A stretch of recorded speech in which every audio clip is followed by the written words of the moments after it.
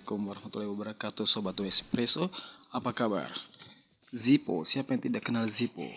Zippo pertama kali didirikan pada akhir tahun 1932 oleh George G. Blaisdell, yang produk pertamanya kemudian keluar pada bulan Januari dan Februari 1933.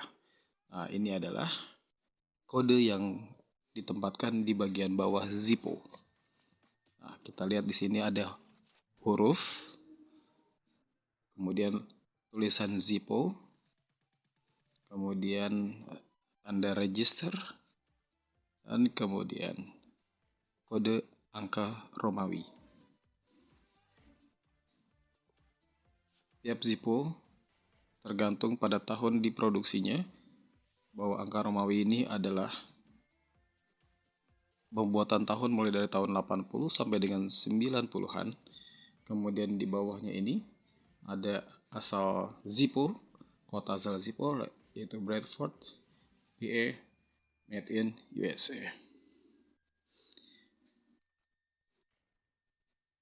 Seperti yang kita lihat, ini ada macam Zippo lagi. Saya ada beberapa koleksi dan kita bisa lihat di sini kode Zippo-nya tetap urutannya sama.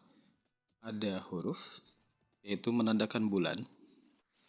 Kalau A sampai L, A berarti Januari, B, C, D, E, F, G, H berarti bulan Agustus. Zippo tahun 2020 berarti tahun 2020. Kalau Romawi 13 berarti tahun 97, Romawi 12 berarti tahun 96. Nanti akan saya berikan listnya setelah ini. Kita lihat satu lagi, kita lihat ini pembuatan tahun dan bulan apa. Coba Sobat Espresso bisa tebak. Oke, di sini kodenya huruf A, berarti bulan, ya betul, Januari. Kemudian ada logo Zippo, kemudian ada angka Romawi 12, berarti menandakan tahun 96. Bradford, PA, made in USA. Saya berikan listnya untuk apa perbedaan dari periode tahun ke tahun perubahan tulisan Zippo dan kode-kodenya.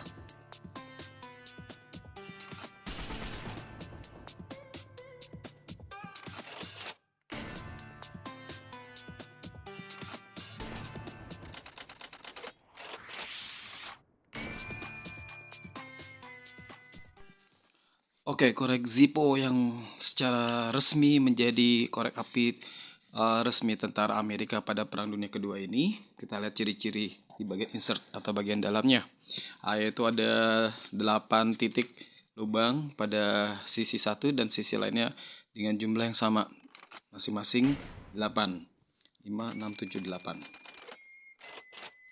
Kemudian ada bagian pelatuk, yaitu untuk engsel antara body dan penutup Zippo, yang disitulah terkenal bunyi zing, bunyi kling dari Zippo. Oke, inilah dia pematuk, dan seperti yang tadi sampaikan bahwa di sisi lainnya jumlahnya pasti 8. Zippo asli pasti 8.